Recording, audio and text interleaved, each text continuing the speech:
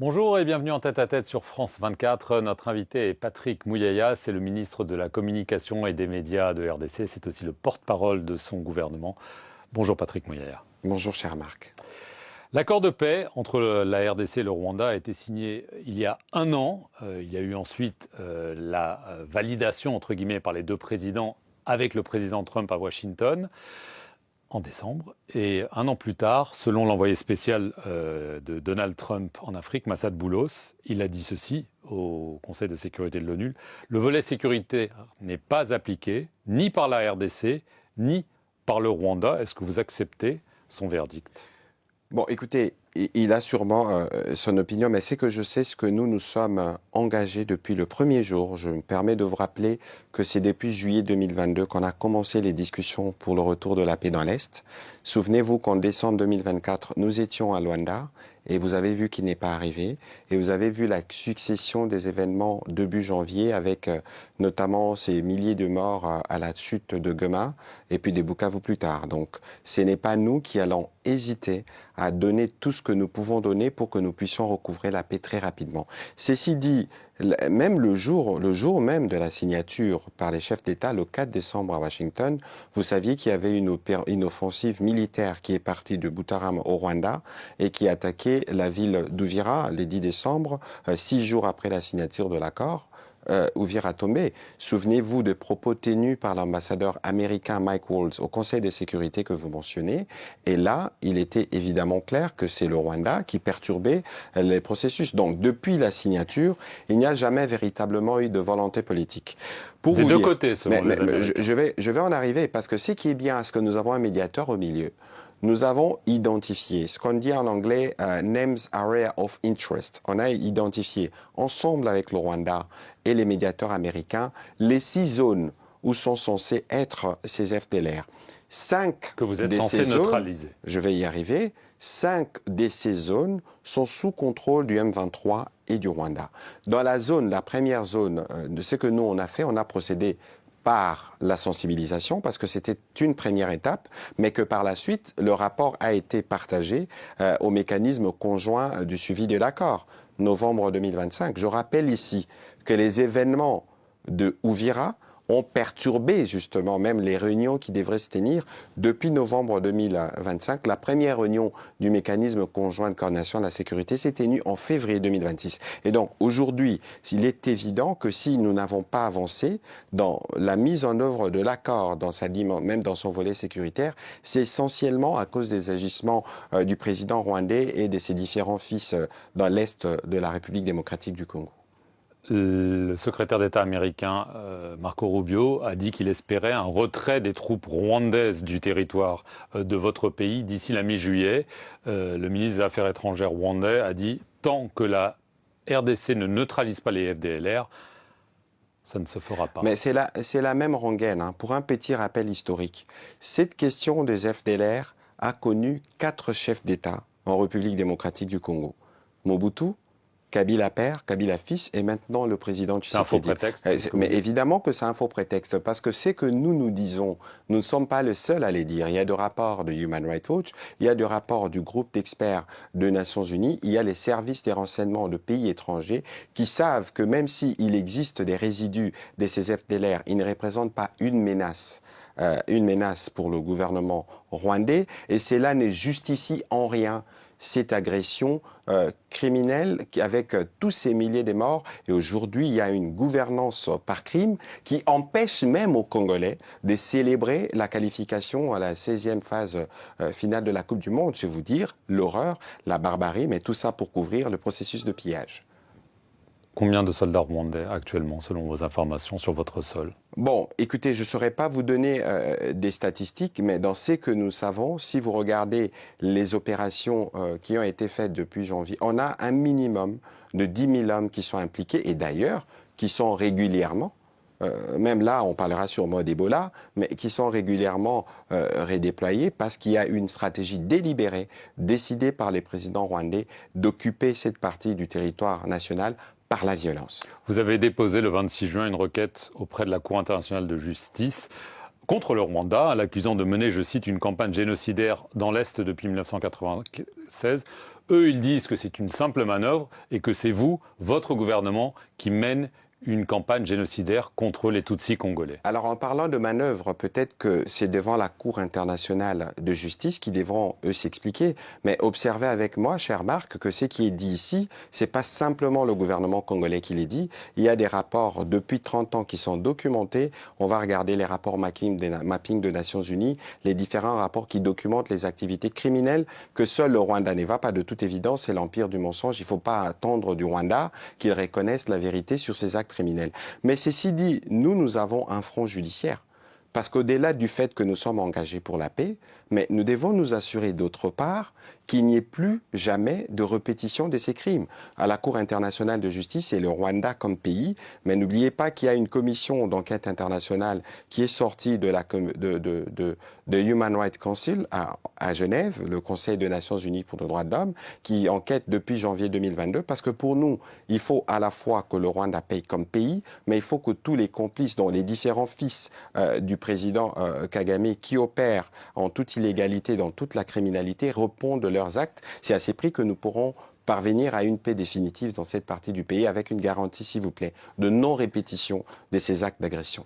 Il y a eu plusieurs batteries de sanctions américaines contre le Rwanda, contre son armée. Il y a quelques jours contre une raffinerie d'or, la seule du pays. Est-ce que vous espérez que les Américains vont aller jusqu'à sanctionner Paul Kagame? Mais écoutez, nous avions suivi tous Mike Waltz, je l'ai mentionné tout à l'heure, déjà en décembre dernier, il disait que les Américains utiliseront tous les leviers qui sont à leur disposition pour s'assurer que les engagements pris devant leur président soient respectés. Et d'ailleurs, pour certains, on s'est posé bien des questions, parce que lorsque nous avons entériné l'accord en décembre 2025, pour toutes nos populations dans l'Est, on pensait que la paix, c'était les lendemains.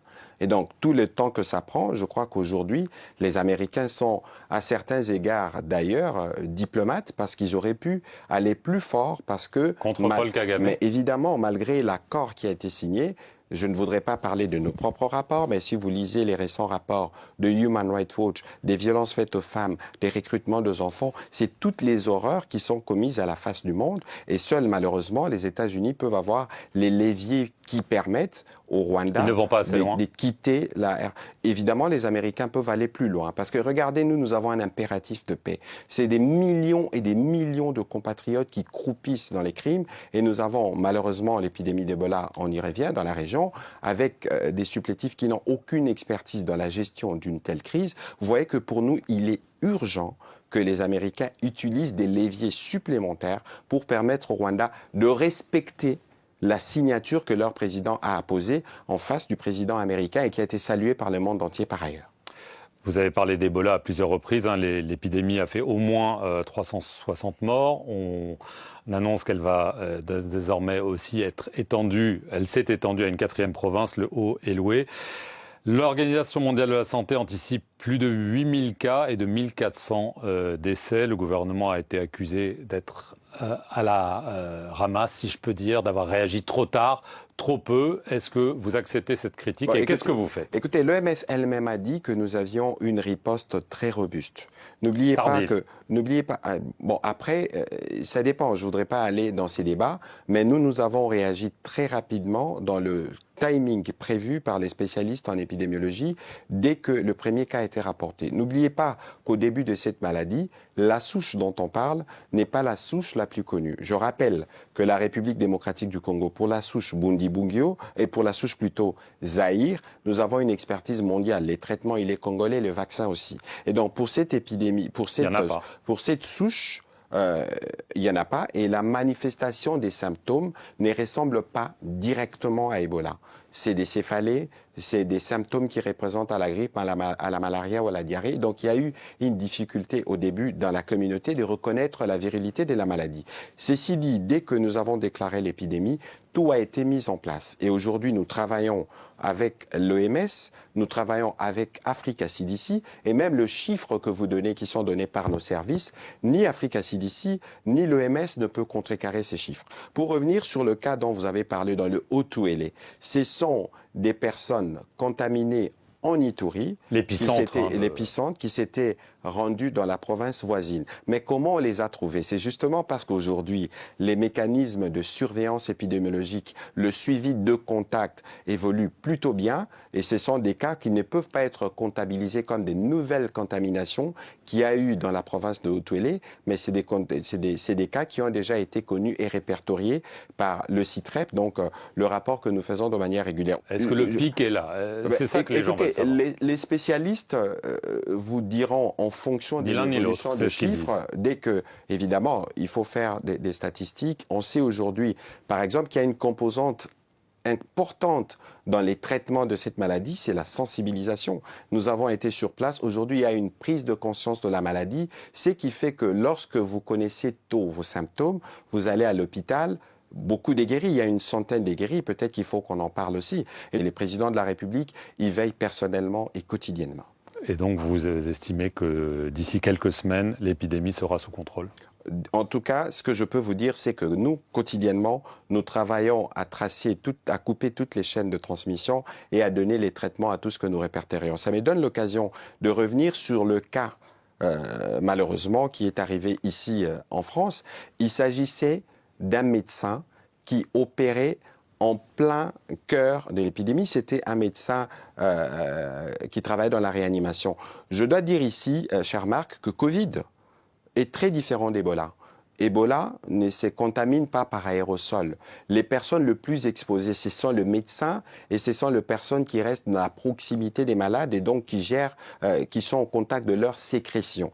Et donc, si aujourd'hui nous avançons par exemple dans les traitements, c'est parce que les populations ont compris que lorsque vous avez quelqu'un qui présente des symptômes, amenez-les à l'hôpital. Et nous, gouvernement, nous avons décidé que tous les soins de santé dans la province de l'Ituri seraient pris en charge par les gouvernements. Comme ça, dès qu'il y a le moindre cas, mal de tête, diarrhée ou des symptômes, tout le monde va à l'hôpital et ce n'est que de cette manière que, évidemment, avec la dynamique qu'on a mobilisée, qu'on pourra venir à bout de cette épidémie. Patrick Mouyaya, merci beaucoup d'avoir répondu aux questions de France 24 et merci à vous d'avoir suivi cette émission sur nos antennes.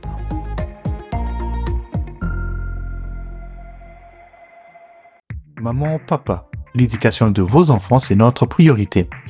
Pour l'année scolaire 2026-2027, le complexe scolaire Israël débute les inscriptions pour les cycles primaires, secondaires et humanité.